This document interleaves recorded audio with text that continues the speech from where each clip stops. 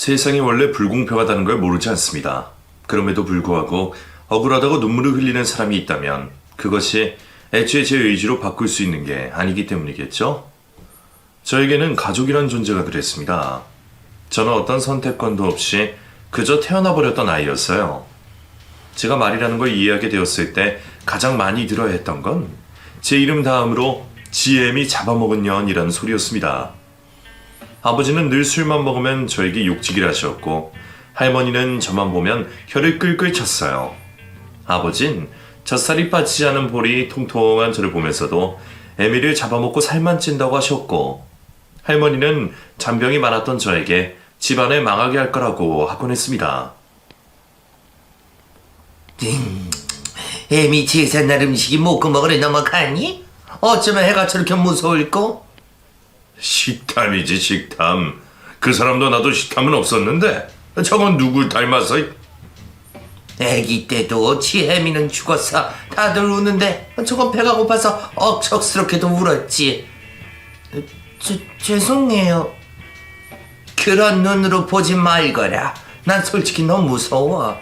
애미 제삿날에 죽은 지 엄마 이야기를 하는데도 꾸역꾸역 생일밥 먹는 거 보면 난 너무 무섭고 소름 끼치고 싫다. 하지만 그런 말이나 욕보다 저를 가장 아프게 했던 건 바로 그 눈빛이었어요. 그 눈은 인간에게 가지는 분노나 혐오가 아니라 벌레와 같은 징그러운 것을 보는 그런 눈빛이었습니다. 마치 다리가 많은 벌레를 보는 그런 시선. 그건 아직까지도 악몽으로 저의 꿈속을 두드리곤 합니다. 그 꿈속에서도 저는 늘 꾸역꾸역 먹었던 음식들을 모두 토해내며 아주 작은 손으로 가슴을 쓸어내리다가 깨곤 했죠. 초반에는 그래도 제 동생이라고 조금은 정을 줬던 저희 언니들의 태도가 바뀌었던 건 어쩌면 당연할지도 몰라요. 미움이라는 게 얼마나 전염이 잘 되는 것인지 저도 모르지 않았으니까 말입니다. 원망스럽지도 않았어요. 어느 순간 포기를 했을지도 모르죠. 하지만 무엇보다 가족들 중에 누가 제일 저를 미워했냐고 묻는다면 아빠도 할머니도 큰언니 작은언니도 아닌 바로 제 자신이었기 때문일 겁니다. 저는 저 스스로도 인정했어요. 애미를 잡아먹은 딸이라고 말입니다. 너무 어린 시절부터 들어왔던 말 때문도 할머니가 늘 입에 달고 다니던 무속인의 말 때문도 아니었어요. 저를 임신했던 어머니가 저와 함께 자라나던 암을 치료하지 못했다는 사실을 알았기 때문이었습니다. 어머니는 치료 대신 저를 택했고 저는 어머니의 몸속에서 어머니의 생명을 깎아먹고 있었으니까요. 그것이 제 의지는 아니었지만 결론은 크게 다르지 않다고 생각했죠. 그렇게 저는 그 누구보다 저 스스로를 혐오하면서 살아가야 했습니다. 너 오늘은 학교까지 걸어가라. 아니, 앞으로 쭉 그렇게 해. 알았어? 하지만 걸어가면 1시간이 넘는데요? 또 말 대꾸 하는 거야? 1시간이 넘으면 그전부터 준비해서 걸어가면 되는 거야. 하지만 언니들은 이게 다 우리 가족들을 위해서야. 유명한 보살이 그러는데 네가 몸이 약한 건 운동도 하지 않고 먹기만 하니까 그러는 거라고 그러더라. 그러니 말 들어. 그러면 이번 주까지만 버스를 타면 안 돼요? 시험 기간이라서. 공부 좀 한다고 유세라도 떠는 거야? 가족들이 너 병치레에 수발 들이다가 다 죽어야 속이 시원한 거야? 오냐? 내 제사살날에도 밥 2그릇 아니 3그릇 먹어라. 됐어? 아니요, 걸어갈게요. 잘못했어요, 할머니. 그 말을 들을 당시에 제 몸무게는 저체중이었어요. 심지어 또래 아이들보다 작고 말랐던 저는 할머니나 아버지 이야기처럼 식탐이 있는 것도 아니었죠. 지금 와서 생각해보면 그분들 눈에는 제가 자라나는 게 어머니의 생명을 갉아먹던 암처럼 느껴졌던 걸지도 모르겠습니다. 그래도 그때는 할머니나 아버지 말을 다 들으려고 노력을 했던 것 같아요. 심지어 할머니가 입버릇처럼 말하던 그 무속인의 이야기도 모두 수용하려고 했죠. 그건 저뿐만 아니라 우리 가족 전체가 그랬어요. 내가 그 친구랑 어울리지 말라고 했지. 네가 그러니까 자꾸 성적이 떨어지지. 그래도 할머니가 만나보면 생각한 거랑 달라. 그리고 걔가 나보다 공부도 잘하고. 첫째 너 할머니 말씀 들어. 안 그럼 너 용돈도 없어. 알았어? 아, 알았어. 예비 너도 오늘 들어올 때는 큰 길로 돌아서 와. 사고수가 있다고 하니까. 아휴, 알았어요. 이건 나중에 알게 된 이야기인데 이전에 아버지는 무속신앙을 아예 믿지 않는 사람이었다고 해요. 여름에는 물조심, 가을에는 불조심이라고 하는 그저 쓸모없는 사기꾼이라고 말한 적도 있었다고 했죠. 그랬던 아버지가 돌연 어머니가 죽고 나서부터 무속신앙을 받아들였던 겁니다. 왜냐하면 당시 동네에서 가장 유명하다는 박수무당이 임신 초기에 어머니에게 저를 낳지 말라고 했기 때문이었죠. 아버진 그때 그 사람의 말을 믿었어야 했다고 술만 먹으면 그 말을 하곤 했습니다. 죽은 아내에 대한 그리움, 자신을 잘 돌봐주던 며느리를 잃은 슬픔, 그리고 어린 나이에 엄마를 잃은 두 언니의 애정 결핍은 모두 제 몫이었고요. 언니들이라고 크게 다르지 않았습니다. 부모는 아이의 거울이라고 하죠. 집안의 두 어른이 무속에 빠져 있었으니 자식들도 그 뒤를 따르는 것은 어쩌면 당연한 수순이었을지도 몰라요. 저를 대놓고 비난하거나 욕설을 하진 않았지만 아예 없는 존재처럼 그렇게 저를 대했죠. 저 역시 나이를 먹으면서 그것들을 하나씩 받아들이기 시작했어요. 기대도 했다가 희망도 가졌다가 결국은 다 말라 비틀어져서 아무것도 남지 않았을 때 저는 집을 나와서 혼자 살았습니다. 숙식을 제공해주는 공장에서 3년을 꼬박 일했고 그곳에서 나왔을 때는 해보지 않은 일이 거의 없을 정도로 일만 했던 것 같아요. 하루가 모자랄 정도로 빡빡하게 살았습니다. 어떤 달에는 잠을 4시간 정도 자면서 3곳의 일을 하기도 했죠. 지금 와서 생각하면 그때의 제가 가장 후회가 됩니다. 왜냐하면 아버지가 뇌졸중으로 쓰러지면서 집안 형편이 급격하게 나빠지고 있었고 제가 번 돈의 대부분을 보내줘야 했었거든요. 미련도 없고 어떤 감정도 없다고 생각했던 가족들이 제게 고맙다는 말 한마디 하는 게 너무 좋아서 그랬습니다. 바보 같다고 생각해도 저 역시 어딘가 결핍되어 있기 때문이었던 것 같아요. 그래서 이를 악물고 돈을 벌고 또 벌어서 깃털 같은 무게의 인정이라도 받고 싶었던 겁니다. 물론 그게 착각이었고 허상이었다는 걸 알게 된 것은 제가 다리를 크게 다쳤을 때였어요. 그때가 아마 24살, 25살 무렵이었을 겁니다. 나이는 정확하진 않지만 공사판에서 뒷정리를 하는 일을 하다가 다쳤던 건 뚜렷하게 기억해요. 공사판 하면 벽돌을 나르고 만드는 일만 떠올리는 분들이 많을 텐데 의외로 여자가 할 수 있는 일도 있습니다. 무엇보다 보수가 좋아서 시작했지만 공사판은 위험한 곳이었거든요. 벽을 허물고 남은 돌이며 목재 파편을 정리하는 일을 하다가 커다란 녹슨 못이 저의 발꿈치에 박히게 되었습니다. 처음 통증을 느끼고 발을 빼려고 했는데 자재들 때문에 중심을 잃어서 더 깊게 박히게 된 거였어요. 수술을 해야 했지만 걷는 것 자체가 무리였고 그것 때문에 저는 한동안 일을 할 수 없었습니다. 심지어 제 수중에는 돈도 없었고요. 그렇게 결국 집으로 내려가게 되었죠. 무서웠지만 그래도 괜찮다고 생각했어요. 이제까지 제가 집에 보내준 돈을 생각하면 환영은 아니어도 이전과 같진 않을 거라고 확신했으니까 말입니다.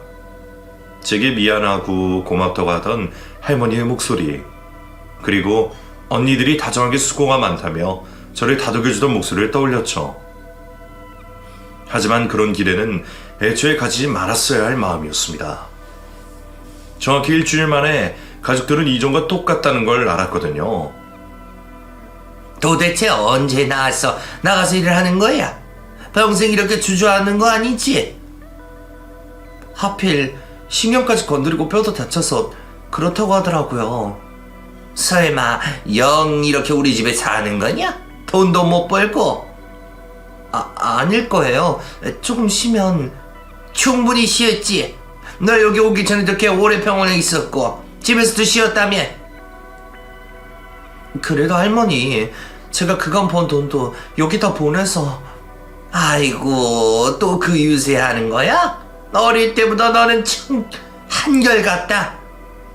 유세가 아니라 제 사정이 그렇다는 거고 분명 금방 나을 거라고 했어요. 너 태어나기도 전에 박수무당이 그랬다. 널 낳지 말아야 집이 산다고. 그런데 봐라. 너 태어나고부터 애미 죽고 애비 저렇게 되고 이제 나까지 네 평수바라면서 말려 죽이려는 거지? 돈? 당연히 돈 벌어야지. 그게 다 너 먹히고 입히고 키워준 값인데 어디서 유세야? 순간 눈물이 핑 돌았죠. 당장이라도 집을 뛰쳐나가려고 했는데 그때 저희 언니들이 집으로 들어오더군요. 무슨 일이냐는 듯 눈을 동그랗게 뜨고 말이죠. 아, 또 왜 그래? 할머니, 무슨 일인데? 얘가 또 유세를 떤다. 그러니까 돈 좀 보냈다고. 막내, 너 정말 그랬어? 돈 좀 번다고? 아니야, 나 정말 그게 아니라. 너 그런 거 아니야, 어? 나만 봐도 알잖아. 내가 지금 얼마나 고생을 하는지 몰라? 큰언니는 성인이 되는 동시에 결혼을 해서 아이 넷을 키우고 있었는데 형부가 실직을 하면서 형편이 좋지 않았어요. 더구나 작은 언니가 여전히 공부를 하고 있었기 때문에 그 뒷바라지까지 홀로 하고 있는 상태였고 말입니다. 그러니 제게 늘 어쩔 수 없다는 식으로 말을 했어요. 물론 언니도 어려운 거 알아. 그리고 나는 그런 뜻이 아니라. 할머니가 괜히 그런 말 하겠어? 네가 눈치를 주니까 그러는 거지. 그러니까 그 돈 얼마나 된다고? 심지어 이제는 내가 네 병수발까지 하잖아. 애비도 아파서 저렇게 꼼짝을 못하는데 이럴 때라도 좀 도움이 되면 덧나? 그래, 할머니가 속상해서 그런 거지. 저거 봐라, 또 입 꾹 다물고. 에휴, 차라리 지 애미 잡아먹고 이제 애비까지 잡지. 저는 그 자리에서 일어났습니다. 휘청거리는 다리 때문에 중심이 잡히지 않았지만 더 이상 참을 수가 없었기 때문이었어요. 저 살기 가득한 눈 좀 봐라. 저 눈이 할미를 보는 눈이야? 사람을 잡을 눈이지. 이 눈이 뭐 어때서요? 당신들은 날 늘 이렇게 봤잖아. 앉아, 까불지 말고. 어디 목소리를 높여? 그리고 뭐 당신? 이제 나 이 집 식구 안 하려고 하니까 당신들이지. 왜? 내가 이 집에 있어서 집이 망하는 거라며. 그럼 내가 나가면 아주 부자 되시겠네. 천연이? 할머니가 구판에 쓴 돈만 모아도 집이 이것보다 나을걸요? 그리고 작은 언니도 공부 그만해. 언니 나보다 공부 못했잖아. 근데 언제까지 그러고 살 거야? 사법고시 지나가던 개가 웃지. 야! 뭐 언니도 기껏 대학 보냈더니 사고쳐서 애 낳고 결혼을 했으면 형편에 어울리게 애도 낳았어야지. 애들은 무슨 죄야? 제대로 못 키울 거면 낳지 마. 내가 언니 아들 딸들의 미래가 될 테니까. 아, 참고로 난 내가 태어난 걸 증오해. 저는 이를 부득 갈았고 언니들은 제게 달려들어 제 머리채를 잡고 뺨을 내때리기 시작했습니다. 할머니는 뒤로 넘어가게 큰 소리만 나는 울음을 터뜨렸고요. 솔직히 이러려고는 해본 적 없는 언니들의 손에 뿌리칠 수도 있었습니다. 여전히 작고 마른 제 몸, 그리고 성하지 못한 다리이긴 했지만 단연간 힘한 일만 해왔던 제게는 우스운 일이었거든요. 하지만 저는 때리면 때리는 그대로 맞았습니다. 이윽고 그들이 힘이 빠져서 울기 시작했을 때 저는 천천히 바닥에서 일어나서 힘겹게 중심을 유지한 채 아버지 방 앞으로 갔어요. 후유증 때문에 말은 잘 못해도 들리긴 했겠지. 어때? 우리 집 진짜 멋지지? 하나는 첫째라고 공부시켰더니 속도 위반하고 애만 줄줄이 나와서 가난에 허덕이고 있고, 하나는 주제도 모르고 공부한다고 놀고만 있고, 그리고 남은 하나는 당신 아내를 잡아먹고 태어났네. 처음부터 잘못된 거면 애초에 내 잘못이 아니라 엄마가 당신이랑 만난 게 잘못 아니야? 계속 아들 하면서 임신을 종용한 당신 엄마는 어때? 그런 당신들 대신해서 그 어렸던 나한테 책임을 전가하니까 죄책감이 좀 덜어져? 이제 마음대로 해. 이제 난 빠져줄 테니까 잘 살아봐. 생활비 한 푼 못 버는 이 사람들이 당신을 위해서 얼마나 노력하지 보자. 그리고 만약에 당신이 죽으면 내가 저 인간들한테 애비 죽인 것들이라고 욕할 자격 있는 거잖아. 그게 제 가족들과의 마지막이었습니다. 제 뒤에서 욕을 하던 할머니, 그리고 어떻게를 외치며 발을 동동 구르던 언니들을 뒤로하고 저는 그 집을 나왔어요. 당장에 갈 곳도 돈도 없었지만 마음 안은 정말 편안했습니다. 가슴 위에 묵직한 돌덩이 하나를 내려놓은 그런 기분이었다고 하면 이해하실 수 있을까요? 단순히 가족들과 인연을 끄는 것 때문은 아니었습니다. 눈치를 보고 사랑받으려고 애쓰면서 이제껏 꾹꾹 누르던 화를 생애 처음 쏟아냈기 때문이었죠. 그리고 저는 그날 결심했어요. 다시는 참고 살지 않겠다고 말입니다. 그렇게 3년이라는 시간 동안 저는 오로지 저를 위해서 돈을 벌었고, 그러던 와중에 남편을 만나게 되었어요. 저와도 비슷하면서도 다른 집안에서 태어난 사람이었죠. 비록 풍족하진 않았지만 홀어머니의 사랑을 듬뿍 받고 자란 사람이었습니다. 배관공으로 일하고 있는 그 사람은 사람들의 기준으로 보면 좋은 사람은 아니었어요. 저보다 약간 큰 키, 통통한 몸, 뚱한 표정까지. 첫인상은 정말 별로였습니다. 그런데도 제가 그 사람과 결혼을 결심한 것은 이유가 있었죠. 늘 일이 힘들다고 툴툴거렸지만 누구보다 일찍 일어나는 사람. 다정한 말은 건네지 못해도 묵묵하게 곁에서 제 이야기를 들어주는 사람. 사랑한다는 말은 못하면서도 저를 존경한다는 말은 부끄러워하지 않는 그런 사람이었습니다. 하지만 그 중에 가장 마음에 들었던 것은 미신을 믿지 않는다는 거였어요. 아니, 애초에 운명이라는 게 어디 있어? 타고난 사주가 왜 있냐고. 그렇지. 그런데 그건 갑자기 왜? 우리 결혼하기 전에 무슨 궁합을 봐야 한다고 그러잖아. 우리 엄마가 옛날 사람이라. 아, 그래? 자기는 그런 거 정말 싫다고 했지. 그건 나도 그래. 엄마한테 말하지 말까? 아니야. 근데 만약에 말이야, 궁합이 안 좋다고 하면 어쩔 거야? 누굴 잡아먹는 그런 팔자라든가 절대 결혼하면 안 된다고 하거나. 난 안 믿는데?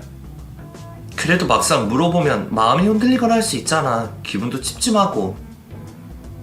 자기야, 난 솔직히 결혼 같은 거 꿈꿔본 적이 없어. 누가 이런 날 좋아하겠어? 객관적으로 봐도 난 최악이라고 생각하거든. 그런데 그런 나를 자기가 좋아해주고 결혼을 하지 않으려던 내가 결혼을 결심했어. 운명이 있다면 이게 운명이지. 난 그런 걸 믿지 않아. 그래도 반대하면? 그니까 어머님이 반대하실 가능성도 있잖아. 아닐 거야. 우리 엄마도 객관적이라 자기를 놓치면 영영 며느리를 못 본다는 걸 알거든. 그러니 사주는 신경 쓰지 마. 궁합도 개나 줘버리고. 알았지? 불안한 마음이 없지 않았지만 저희는 남편 말처럼 결혼을 하게 되었습니다. 시어머니도 사주나 궁합에 관한 이야기를 하지 않으셨고 저는 그것만으로도 다행이라며 가슴을 쓸어내렸고요. 무엇보다 시어머니와 부딪히는 일이 없었습니다. 저와 남편은 밤낮으로 일을 해야 했고 시댁은 멀리 떨어져 있었기에 명절을 제외하고는 볼 일이 없었거든요. 해가 더해갈수록 생활은 안정되었고 제법 자리를 잡았다고 생각했을 때 아이를 계획했습니다. 진짜 딱 하나만 낳아야 해? 둘 정도는 우리 둘이서 충분히. 솔직히 자기도 내가 양보 많이 한 거 알잖아. 아니지, 원래는 아이는 안 낳기로 했으니까. 근데 이왕이면 하나면 충분해. 사랑에 굶주리지 않게 키울 수 있으니까. 누가 더 비교하지 않고 온전하게 키울 수 있으니까. 만에 하나 딸인데. 설마 딸을 원해? 아니, 그게 아니라 이거 중요한 문제거든? 어머님이 설마 아들을 원하셔? 그게 아니라 날 닮을까봐. 그게 무서워서 그래. 아마 우리 엄마도 그걸 무서워할걸? 말로만 그러신 거겠지. 자기를 얼마나 아끼는지 눈에 훤히 보이는데. 근데 우리 엄마는 외모에 관한 것은 칼같은 부분이 있어. 내가 조금만 더 어렸으면 시골에 밭이라도 팔아서 수술해주고 싶다고 이야기를 하곤 하시거든. 물론 그 밭은 엄마 보물이라서 절대로 팔지 않으시겠지만 그 정도로 간절하셨다는 거지. 얼굴? 그럼 우리가 수술이라도 시켜주면 되는 거지. 무슨 상관이야? 어? 진짜 그렇네? 그럼 우리 이참에 수비를 적금처럼 모아볼까? 당신 닮은 예쁜 딸 나오면 대학 등록금으로 주면 되잖아. 그래, 우리 그러자.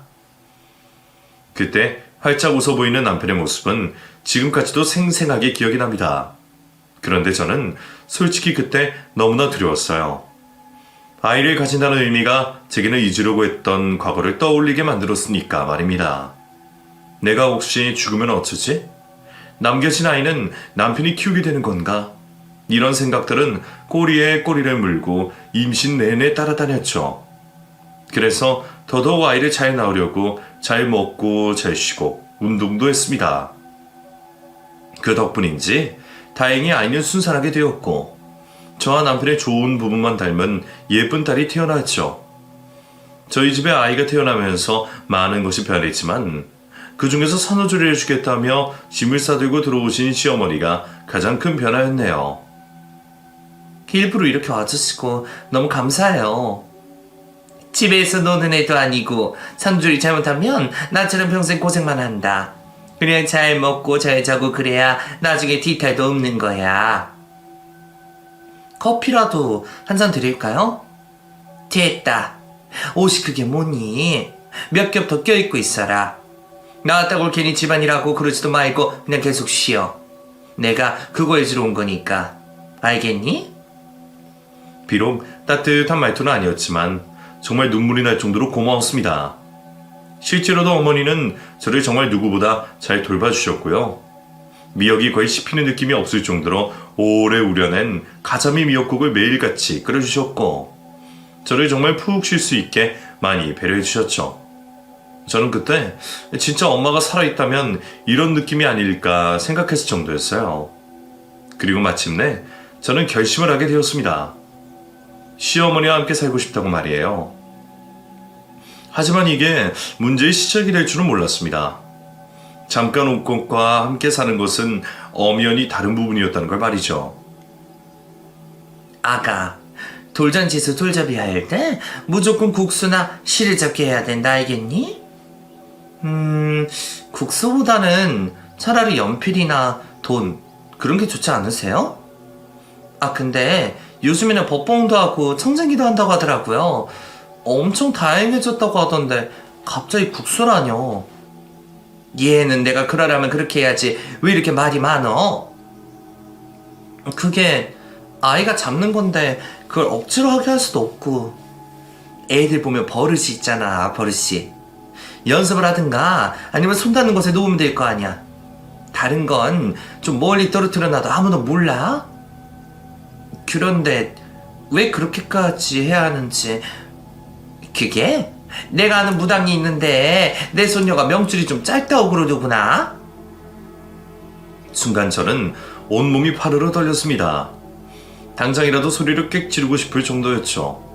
하지만 그저 시어머니의 기우일 뿐이고 우리 집과는 달리 그저 가볍게 믿는 거라고 몇 번이나 이해하려고 노력하며 참았어요. 하지만 그건 제 착각이었습니다. 다시 해. 다시 하라고. 엄마, 왜 그래? 법봉이 얼마나 좋은 건데. 판검사 된다는 의미를 하잖아요. 넌 가만히 있어. 사진으로 남길 생각도 하지 말어. 다시 해. 시어머니가 목소리를 높인 것은 돌잔치 날이었고 그때 제 딸아이 손에는 장난감 법봉이 들려 있었죠. 그런데 시어머니는 아이가 입으로 가져가려던 법봉을 빼앗아 제자리로 돌려놓고 다시 하라고 우기기 시작했어요. 어머님, 이미 그렇게 된 건데. 넌 내 말을 왜 안 들어? 내가 저거 떨어뜨려 놓으라고 했잖아. 엄마, 손님들도 있는데 제발. 해 목숨이 달린 일에 손님? 다른 사람 눈에 뭐 어떻게 보여도 내 가족이 우선이지. 아이는 울고 남편은 당황해서 시어머니를 말려봤지만 소용없었습니다. 제가 그 자리에서 할 수 있는 최선은 우는 아이 손에 억지로 실뭉치를 가져가서 사진을 찍는 게 전부였고요. 그날은 지금 떠올려도 최악의 하루로 기억이 됩니다. 그 이유 중 하나가 남편과 처음으로 크게 싸웠기 때문이기도 했죠. 남편은 그간 저를 속였다는 걸 실토해야 했습니다. 내가 널 어디까지 봐줘야 하니? 매번 내가 하려는 건 죽어도 하지 않으려고 하고. 희선아 잘못 아니고 내가 그랬어. 내가 그랬다고. 그게 무슨 말이야, 자기야? 그럼 이 엄마를 속인 거야? 내가 널 어떻게 키웠는데 네가 나한테 이래? 나나 이 사람이나 미신 안 믿어. 궁합이니 사준이 안 믿는다고. 제발 좀 그만하시라고요. 남편은 절규하듯이 나와 시어머니의 사이에 서서 외쳤습니다. 저는 둘의 말싸움을 들으면서 그간의 전후 상황을 알게 되었죠. 시어머니 역시도 저와 할머니와 크게 다르지 않을 정도였군요. 매해마다 부족을 써왔고 저와 남편이 궁합이 좋지 않다는 이유로 반대도 했답니다. 내가 누구 때문에 이렇게 사는 건데? 네가 어릴 때? 이유 없이 아팠는데 기도를 해서 나았다. 엄마 제발 그만 좀 해. 그거 겨우 하나잖아.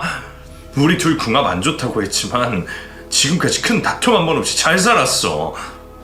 누가 못 산다고 했어?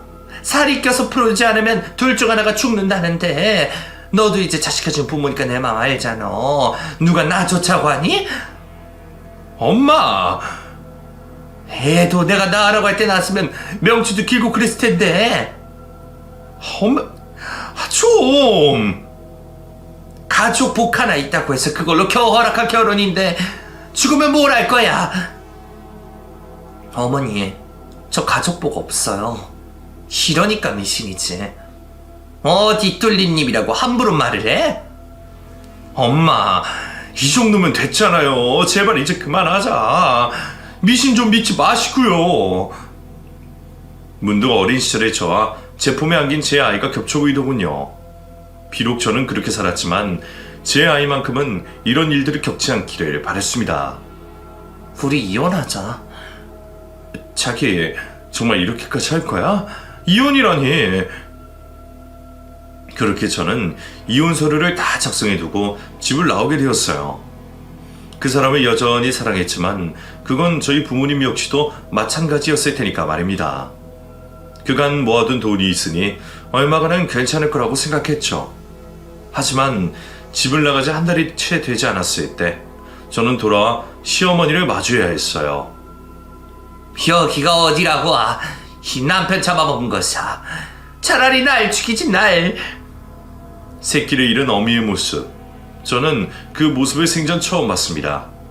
몸은 뒤로 넘어가고 목에는 핏대가 세워져 있고 자신도 주체하지 못할 정도로 떨고 있는 그 모습 말이죠. 저는 시어머니가 때리면 맞았고 머리채를 잡아도 가만히 있을 뿐이었어요. 솔직히 그때는 아무 생각도 나지 않았습니다. 남편의 영정사진이 너무 낯설게 느껴졌고 그 상황이 받아들여지지 않았거든요. 너만 아니었어도 안 죽었어. 널 찾겠다고 며칠 그러다가 교통사고로 죽었다고. 내 새끼 살려내. 내 새끼, 내 아들 살려내. 남편이 죽었다는 걸 받아들이게 된 것은 장례 절차가 끝난 후 한참의 시간이 더 흘렀을 때였습니다. 당장 짐을 빼서 나가라는 시어머니의 성화에 못 이겨서 집에서 아이의 옷을 챙기고 있었을 때였죠. 분명 찰컹하는 현관문 열리는 소리가 들렸거든요. 그래서 습관처럼 자기 왔어 하며 일어나는데 아무 인기척도 없는 현관을 봤을 때 알았습니다. 아, 이제 그 사람은 안 오는구나 하고 정말이지 순식간에 눈물이 쏟아져 나오더군요. 장례식 내내 눈물 한 번 흘리지 않는다고 욕하던 시어머니처럼 평생을 사랑하던 아들을 잃은 어머니처럼 저 역시도 똑같이 울었습니다. 몸은 떨리고 혼자 까무러치고 가슴이 치고 발은 동동 굴렀어요. 그 사람이 없다는 것을 인정한다는 것은 제게 너무나 힘든 일이었습니다. 집을 나가지 않았다면, 그저 참고 또 참았더라면, 자꾸만 돌아오는 답변 없는 제 질문은 제 가슴을 찌르고 또 찔렀죠. 미안해. 내가 미안해. 나 때문에. 자기야. 여보, 내가 미안해. 울고 또 울다가 울음에 질식할 것처럼 목이 막힐 때가 있었습니다. 그럼에도 한 번 터진 울음은 그치지 않았고 기절했다가 다시 일어나 울기만 했어요. 정말이지 이 저주받은 삶을 끝내고 싶었습니다. 머리는 멍했고 초점을 잃은 눈에서는 눈물만 나왔죠. 차라리 죽는 게 덜 고통스러울 거라는 생각이 머릿속에 들었을 때 그곳에서 끄집어낸 것은 아이의 울음소리였습니다. 역시나 태어나버린 나의 아이. 세상의 전부가 온전히 나 하나일지도 모를 아이였죠. 미안하다. 엄마가 잠깐 미쳤었나봐. 미안해. 엄마가 널 지켜줄 거야. 엄마는 절대로 네 곁을 떠나지 않을 거야. 약속해. 엄마 다시는 그런 나쁜 생각하지 않을 거야. 그렇게 집을 나와 아이와 저 둘이 함께 살았습니다. 살아생전 남편과 모아일군 모든 재산까지 포기하면서 말이죠. 그게 남편에 대한 속죄였습니다. 그리고 무엇보다 돈 문제로 시어머니와 얽히고 싶지 않은 마음이 더 컸어요. 하지만 막상 거의 가진 것 없이 낳았을 때 많이 힘들긴 했습니다. 아직 너무나 어린 아이를 데리고 할 수 있는 일은 없었거든요. 그나마 숙식을 제공해주며 일을 하게 해준 휴게소의 식당에서는 아이가 너무 울어서 결국 쫓겨나야 했고, 이전부터 안면이 있었던 사장님들도 난색을 표하셨습니다. 결국 저는 돌고 돌다가 한 농장으로 들어가 밭일을 하기 시작했네요. 하지만 그것마저도 여의치 않았습니다. 특히나 양파를 수확할 때는 먼지나 곰팡이 때문에 저조차도 힘들었기 때문이었어요. 그래도 이를 악물고 버텼습니다. 오로지 아이를 위해서 살겠다고 한 약속을 끝까지 지키고 싶었으니까요. 그리고 일을 할 때는 적어도 죽은 남편 생각이 나지 않아서 숨을 쉴만 했던 것 같습니다. 그렇게 다시 시간이 흘렀고 생활은 점차 안정기에 접어들었죠. 금전적인 여유로움이 아니라 하루 이틀 정도는 일을 쉬어도 불안하지 않은 그런 정도였어요. 그럼에도 이전보다는 좋았습니다. 무엇보다 어리기만 했던 딸은 무럭무럭 자라서 중학생이 되었고 공부도 제법 잘했거든요. 하지만 이내 그 시간들은 불안함으로 바뀌었죠. 늘 나쁘지 않다, 괜찮다라는 순간에 제게 안 좋은 순간들이 찾아왔기 때문이었어요. 그리고 그 불길함은 저를 피해가지 않았습니다. 엄마, 요즘에 살이 너무 빠진 거 아니야? 예전에도 말랐는데 지금 너무 빠졌어. 체질이야. 엄마는 남들처럼 다이어트 안 해도 몸매도 유지되니 좋기만 한데. 그래도 혹시 모르니까 병원이라도 가봐. 영양제? 그런 거 있다던데? 우리 착한 딸 이제 다 컸네? 고마워, 신경 써줘서. 그때 딸의 말을 들었더라면 상황이 달라졌을까? 시간이 흐른 지금도 괜한 생각이 들 때가 있어요. 하지만 어떤 큰 증상도 없이 제 몸에 자리 잡은 암을 발견한 건 그로부터 한참의 시간이 흐른 뒤였습니다. 처음 암이 의심된다고 조직 검사를 받자고 했을 때도, 암이라고 치료를 받아야 한다는 말을 들을 때도 저는 눈물이 나오지 않았어요. 그때의 느낌은 마치 올 곳이 왔구나 하는 생각뿐이었죠. 딸을 위해 끝까지 이를 악물고 살고 싶었지만 암 치료를 할 수 있는 여유는 없었어요. 설령 하게 된다고 하더라도 고스란히 딸에게 남겨질 빚이라는 생각만 들었죠. 그래서 저는 생각을 아예 바꾸게 되었어요. 딸을 위해 죽기 전에 돈을 더 벌자라는 생각이었습니다. 저는 밤낮으로 일을 더 늘려서 하기 시작했고 딸아이의 홀로서기를 위한 교육도 시켰죠. 남자는 너희 아빠 같은 사람을 만나야 한다, 알았지? 저번에도 그 소리 하더니. 성실하고 책임감 있고 내 이야기도 잘 들어주는 사람? 그래, 얼굴이나 키, 집안 환경, 궁합 이런 거 절대로 보지 말고, 응?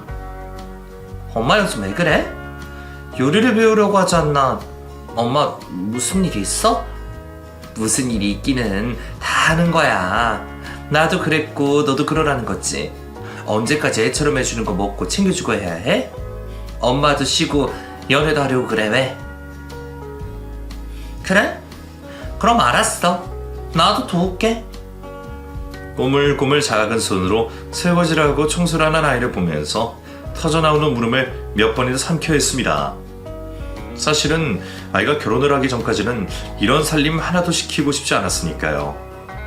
풍족하지는 않지만 곱게 애지중지 키운 티가 났으면 했었습니다. 철도 없고 투정도 부리는 그런 아이로 크길 바랬고요. 하지만 이미 철이 들어버린 내 아이를 보면서 가슴이 찢어지는 고통을 받았죠. 무엇보다 남겨진 아이를 돌봐줄 사람이 아무도 없다는 건 저를 너무 불안하게 만들었어요. 결국 고민 끝에 시어머니의 전화번호를 제 지갑에 넣어두었습니다. 단 한 번도 제 딸아이를 품에 안아주신 적은 없어도 그래도 자신의 아들이 딸이니 내치지는 못할 거라고 생각했어요. 그렇게 하나둘 포기하고 타협하고 적당히 애써가면서 저는 제 주변의 모든 것을 정리하기 시작했습니다. 나름대로 유서도 그럴듯하게 적었죠. 막상 쓰고 보니 이거 조심해라 저건 하지 말라는 잔소리가 대부분이긴 했지만 통장 비밀번호나 보험가입 증서나 필요한 것은 생각날 때마다 적어두었네요. 병원에 가는 날도 있었습니다. 물론 치료의 목적이 아니라 카운트를 하기 위해서라고 할 수 있죠. 죽을 날이 언제인지 대충이라도 알아두려는 의미였어요. 생각보다 그 시간은 빠르지 않았습니다. 어떤 때는 멈춰 있기도 했고 어떤 날에는 조금 커져 있기도 했거든요. 마치 제 인생처럼 말이죠. 그러던 어느 날 일을 끝마치고 돌아온 저는 저희 집 앞에 서 있는 낯익은 얼굴을 발견했어요. 바로 시어머니였습니다. 이전보다 야위고 주름진 얼굴이었지만 알아보는 건 어렵지 않았죠. 10년 이상이 흐른 상태였기에 달라지는 건 당연했지만 가장 달라진 건 저를 보는 시어머니의 눈빛이었어요. 당장이라도 쏟아질 것 같은 눈물이 담은 그 눈은 분명 저를 보고 있었죠. 저길 어떻게 알고 오셨어요? 또 저를 원망하고 싶으세요? 아니다, 아니야. 그게 글쎄 꿈에. 어머니, 들어봐라. 우리 아들이 내 꿈에 나와서. 아직도 여전하시네요. 아직도 그러고 사세요? 왜요? 명줄 짧은 내 딸이 죽었는지 보러 오셨어요. 그런 건가요? 그래서 내 말이 맞지 이러시려고요. 그게 아니라 한 번만 내 이야기 좀 들어봐 줄 수는 없니? 그때 제가 만약에 죽을 날을 받아놓고 있지 않았다면 그대로 시어머니를 두고 떠났을 겁니다. 하지만 남겨진 제 딸을 위해서 차마 거절할 수가 없었어요. 듣는 신용이라도 하자는 마음으로 시어머니를 마주했죠. 한참을 망설이다가 제게 어머니는 묵직해 보이는 가방을 제게 주었습니다. 열어보라는 듯 손끝으로 툭툭 치더군요. 저는 짧게 한숨을 쉬고 가방을 열었고 그 안을 꽉 채운 돈을 보고 경계태세를 갖췄습니다. 무슨 의미인 건데요? 갑자기 왜 이러시냐고요? 미안하다, 아가. 내가 잘못했어. 시어머니는 아주 천천히 자신의 이야기를 했어요. 네가 못마땅했었다. 착한 아들이 좋다는 아가씨라면 누구도 환영할 줄 알았는데 막상 늘 날이 서 있고 경계심만 가득한 네가 마음에 들지 않았어. 그런데 몇 년이 흐르면서 너희 잘 사는 모습 보면서 그 마음은 정말이지 단 한 톨도 남아있지 않았단다. 근데 왜 그러셨어요? 왜요? 불안해서 그랬어. 너무 애들이 잘 살고 행복한데 혹시나 뭔가 위험한 게 있다면 치워주고 싶었어. 정말이야. 속에서 불이 나는 것 같았어요. 솔직히 당장이라도 그 자리를 뛰쳐나오고 싶었고 시어머니의 모습이 너무나 보기 싫었죠. 하지만 시어머니는 손을 바들바들 떨고 계셨고 그 변명이라도 들어보겠다고 저는 저 스스로를 꾹 눌러 앉혀야 했습니다. 시어머니는 덤덤하게 이야기를 이어갔어요. 부적을 붙이고 구슬하고 그 일로 아들과 사이가 멀어졌던 일부터 장례식이 끝나고 저를 바로 내쫓은 이유까지 말입니다. 한 무속인이 저희 부부의 사이가 너무 좋아서 며느리까지 죽이지 않으려면 멀리 떨어뜨려 놓으라고 했다고 하더군요. 남편이 저를 데리고 가려고 한다고 말입니다. 어머님, 저 솔직히 지금도 치가 떨려요. 고작 그런 이유로. 그럼 그래서 찾아오셨어요? 이번에는 왜요? 저한테 돈 주면 2배로 불려준다는 그런 말을 들으셨어요? 너 아프잖아. 너 아프잖아. 너 죽을 자리 찾고 있잖아. 저는 눈을 크게 떴습니다. 시어머니는 정말 아이처럼 소리를 질렀고 눈물까지 흘리고 있었어요. 혹시 무속인이 그런 아니야 이제 거긴 한가? 아들이 나라 마지막으로 나는 대아가 그것 좀 믿지 말라는 말이었어. 그게 마지막이었는데 내가 어떻게 그걸 또 아니다 아가야 정말 아니야. 그럼 그 사람이 정말 꿈에 나왔다고요? 처음에는 눈물을 뚝뚝 흘리고 있더구나. 내가 꼭 안아주는데도 우는 거야. 그래서 그 녀석을 쫓아냈다. 혹시나 정말로 널 데려가고 싶어하는 걸까봐 내가 유혹지기까지 했어. 그런데 간밤에 우리 아들이 꿈에 나와가지고 너 좀 꼭 살려달라고 하더라. 걱정 마라 아가. 저는 이미 포기했어요. 아들 잃고 내가 너한테 모진 말을 했지만 아가 나는 널 이대로 포기할 수 없어. 이 돈 얼마 되진 않지만 애비 사망보험금이라 시골에 집을 판 돈이야. 그리고 밭도 내놨어. 어쩌면 생각보다 금방 팔 수 있고. 그걸 왜 팔아요? 이제 와서 왜 그러시는 건데요? 저는 시어머니의 그 땅의 의미를 알고 있었습니다. 자신의 아들을 성명해주고 싶다고 말하면서도 유일한 재산이었던 밭은 끝까지 지켰던 것도 알았죠. 생전 남편은 이를 두고 어머니 평생을 그 땅으로 날 키우셨기에 단순한 땅이 아니라 가족이며 삶이며 인생이다라는 말을 한 적이 있었습니다. 늘 팔겠다는 말을 입에 올리셨지만 단 한 번도 진심이었던 적이 없다던 그 땅을 내놓으셨다는 말을 들으니 너무나 혼란스러웠습니다. 내가 미쳐서 아들을 그렇게 허무하게 보냈다만 아가 너는 그렇게 못 보내.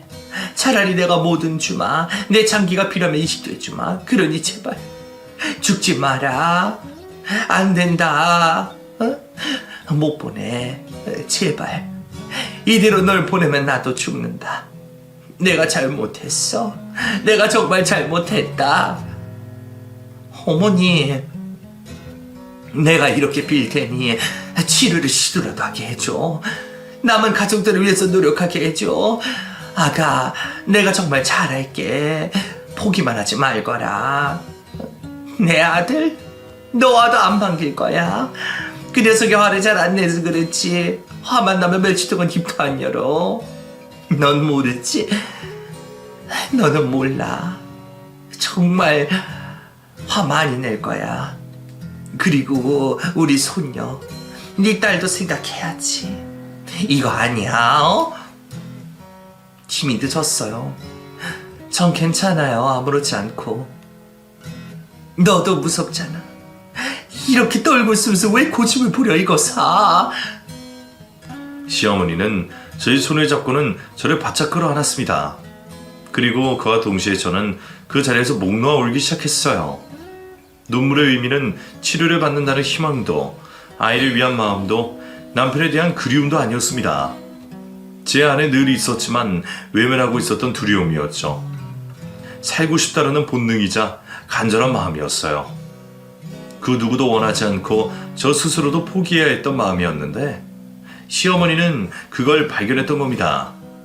주문처럼 제 귀 속에 미안하다고 말하고 제 등을 쓸어주며 저를 달래는 시어머니의 품에서 저는 아이처럼 입을 크게 벌리고 울었죠.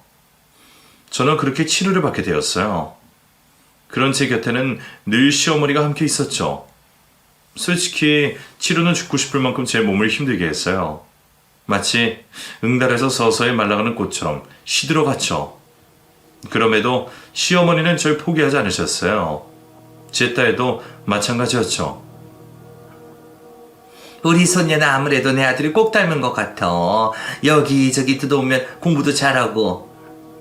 어머님 그건 아니죠.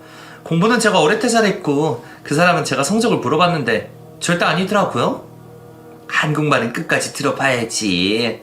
공부도 잘하고 하는 건 널 닮은 것 같지만 얼굴은 그래도. 그 말 끝까지 하면 그 사람 충격받을 텐데. 저 임신했을 때도 자기 얼굴 닮지 말라고 기도하고 자고 그랬어요. 절에서는 삼천배도 하고. 아주 신이라지는 다 찾아갔네. 뭐 소원은 얼추 들어준 것 같긴 한데 나도 이참에 그쪽으로 한번 가볼까? 교회? 절? 어머님. 아유, 알았어. 내가 며느리 무서워서 종교활동도 못해. 올해 저는 완치 판정을 받았습니다. 향후 몇 년간은 계속 검사를 받긴 해야 하지만 말이죠. 시어머니는 기적이라고 하고 저에 따른 축복이라고 했지만 저는 병마와 싸우는 제 곁을 지켜준 두 사람 덕이라고 생각해요.